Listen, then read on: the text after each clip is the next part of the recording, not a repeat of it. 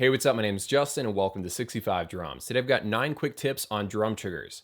When you're jumping into drum triggers for the first time, you got to learn a lot of individual things like what kind of settings to use, what kind of triggers to buy in the first place, what are the different types, like what do you plug them into, what kind of mesh heads, what kind of cabling. So I thought I'd condense all that stuff down into one little video, and if you want to learn more about the individual elements, I've also made more in-depth videos, which I'll link down in the description below. So the first thing you need to know about drum triggers is that there's 4 major types you can buy. The first kind that you'll see a lot of is these guys. These are the basic kind of, drum trigger that you'll see for dirt cheap, $3 to $20. This one is a Simmons trigger, and I've only heard of like 1 or 2 guys that are professionals that use these successfully.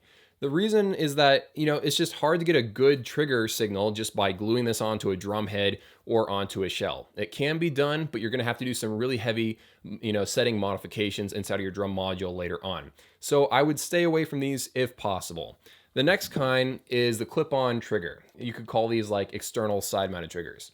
So this one right here is a Roland RT30HR. I've also got a Roland RT10S. These are both dual, so that means you can pick up the rim signal and the drum head signal. This one I bought used on eBay for like 30 bucks. I bought this brand new for $90. The next kind is internal side-mounted triggers. All you gotta do is loosen one screw, slide this down inside of your shell, tighten it back up, and you're good to go. Now the good thing about these is the fact that you can't see the trigger anymore.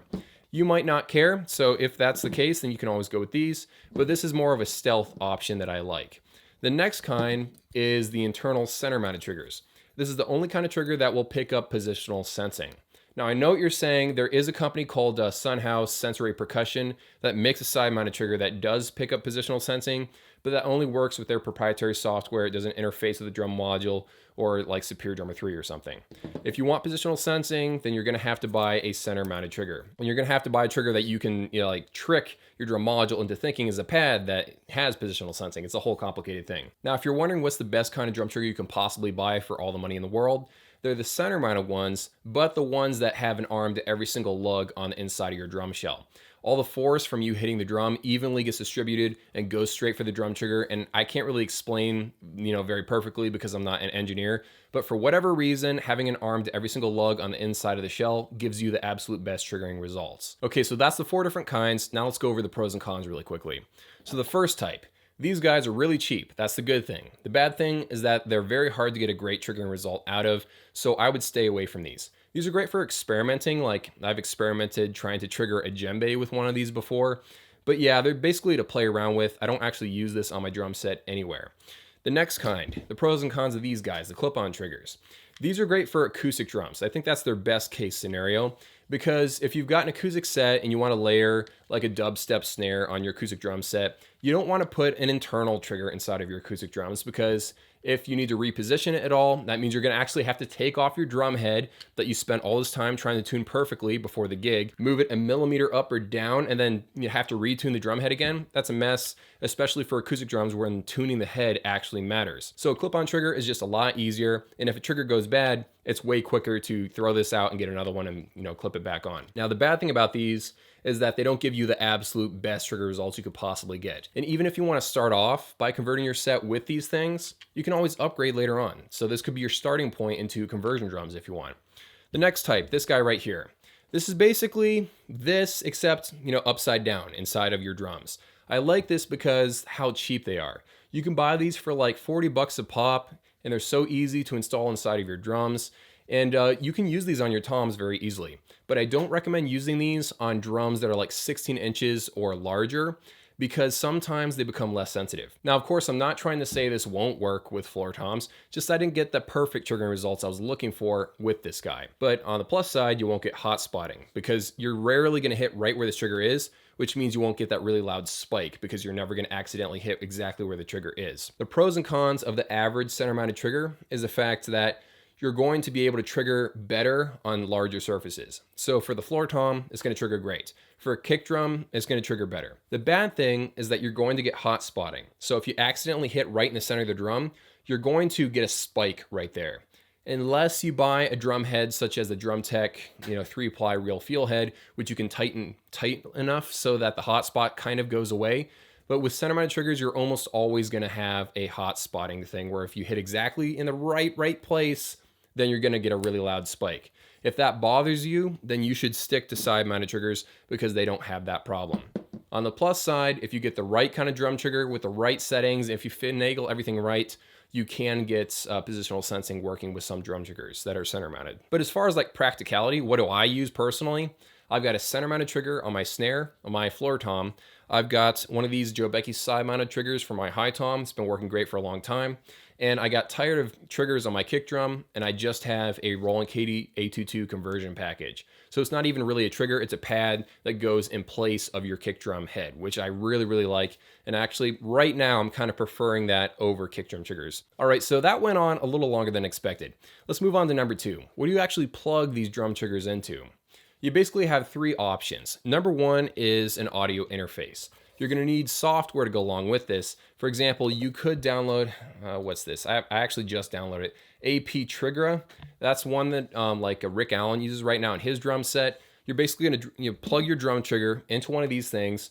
The software will interpret it and do basically the job of a drum module and put out MIDI notes. So that's one way to do it. The second way to do it is to use a drum module.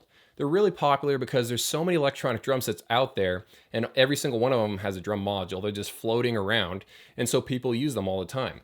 They're great because they already have sounds inside of them. You don't need drum software, and if you want to, play really quickly, you don't have to turn on your laptop and your audio interface and, boot everything up. You just plug your headphones into a drum module and away you go.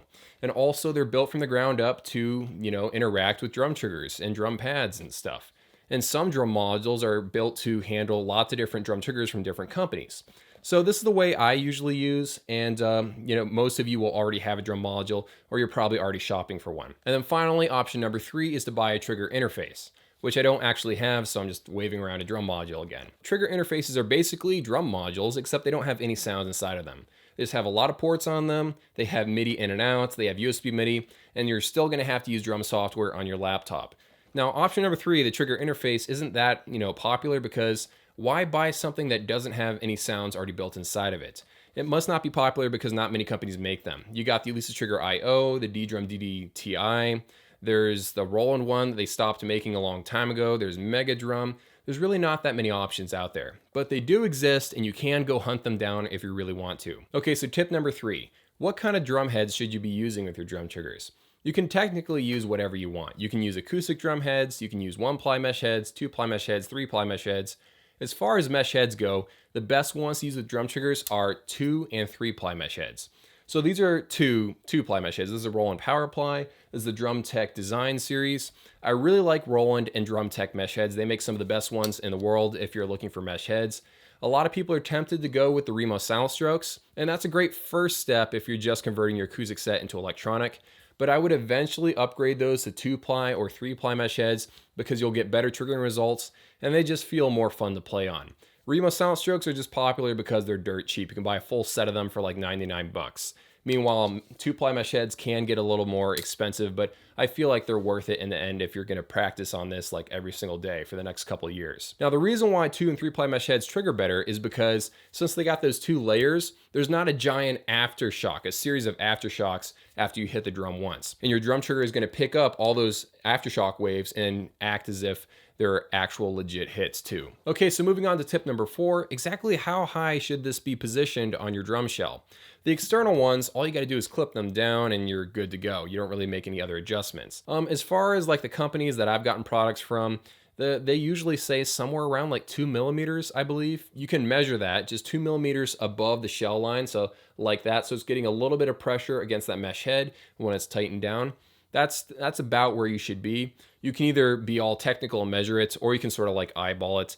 You can tell right away when you start playing, is it way too sensitive? You might just have this smushed way too hard against the mesh head, or is there like hardly any response at all? That means it's down too far in the shell and it's not sensitive at all. Okay, so let's move on to number 5. Is there any advantage to different shapes of trigger foam? So this right here obviously is a rod shape. Alesis uses these, Joe Becky uses these. A lot of companies actually use the rod shape. Some companies like GoeDrum, they actually just use a block of foam like this. And then other companies, they use like a pyramid shaped design. And then some companies just use cones like Roland. and DDT. And there's actually a lot of companies that use the foam cone. For some reason, foam cones actually give you superior triggering performance. So if you're going to buy a drum trigger and it's coming down between two triggers that are like the same price and you don't really know which one to go with, if one happens to have a trigger cone, then you should probably go with that one because it does give you just a hair better triggering results. Okay, so number 6 is cabling issues. How do you actually power those drum triggers that are inside of your drum shell? There are basically 3 or 4 main ways to do this. Number 1 is to get this cable in through the air vents. Some companies such as Joe Becky, they sell a little add-on where you have this guy. It's a male to female cable. This goes inside of the air vent. This plugs into the trigger like this. And then you have a second cable that's male to male that plugs straight into the vent, and this sort of just sticks out of the vent. The only problem with this method is that not all air vents on acoustic drums are large enough to accommodate this guy right here. So if you want to use air vents and they're really small, you might have to make them a little bit larger with a drill. Now, that wasn't a big problem to me because this is basically a beginner acoustic set. It's a really advanced electronic set, but as acoustic sets go, it's not that amazing. So it didn't bother me to make the air vent a little bit bigger, but if you've got a nice acoustic drum set, you probably don't want to touch a drill. So the second option, if you're using a conversion drum set, if you're not using acoustic heads, you could just leave the bottom head off and just have the cable sort of like dangling and then going to your drum module. That's one way to do it. The next option is just to have a resonant head that you cut a small hole into.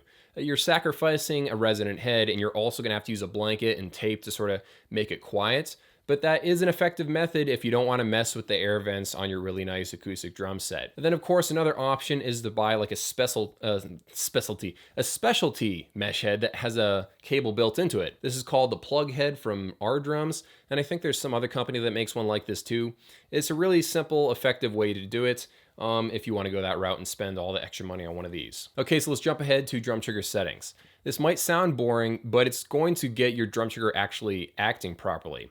When you plug it in right out the box, it's probably gonna be triggering like 80 to 90% right, but there's gonna be like 1 out of, I don't know, 20, 1 out of 10 hits that aren't gonna trigger correctly. And you can fix those in the settings if you know just a handful of things. So the first thing to know about is called threshold.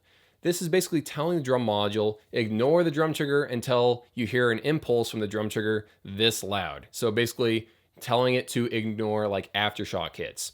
Whenever you hit the drum, your drum head's going to wobble a little bit. So the drum trigger is going to pick up these tiny little micro hits that aren't actually hits at all. When you raise the threshold, it sort of like ignores it. It only picks up hits when you hit it hard enough to trigger past that threshold line. So you're going to have to raise that a little bit sometimes to ignore some of those false triggers. The second thing to know about is called mass time. This is basically attacking the problem in a totally different way. What it does is it says, after there's a verified hit, wait this many milliseconds before accepting any more trigger impulses. This is really helpful, especially for kick drums. A lot of times when drummers are playing, they'll hit the kick drum once, their beater will bounce off just a tiny bit and then hit it again. And that second hit isn't really supposed to be triggered as a hit.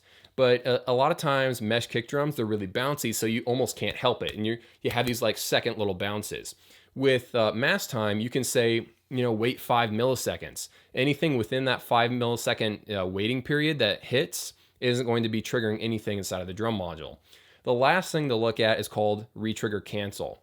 If all those things fail and you've tried everything, you can't save it, then start increasing the retrigger cancel thing. This is the drum module analyzing all the waveforms and trying to pick apart and see what's a real hit and what's a bad hit.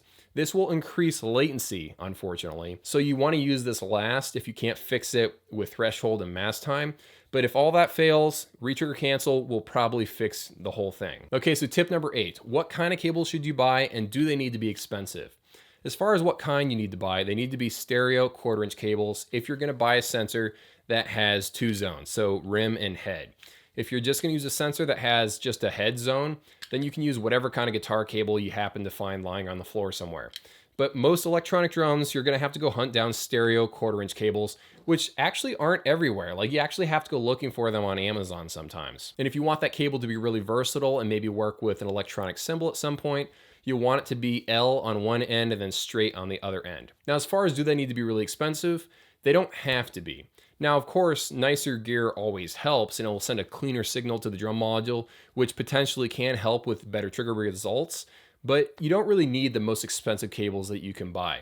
I would say if you're going to be constantly unplugging and plugging back into these triggers, you're going to want to spend some money on some decent cables, because if you're going to be gigging out, you can't have stuff going wrong in the middle of a concert. If you're just setting up your set in your basement and you're jamming away, never adjusting anything, then you can probably get away with cables that aren't quite expensive. But don't go for really trash, cheap cables either. And then the one last quick tip is that you got to make sure you actually tune your drum heads fairly tight.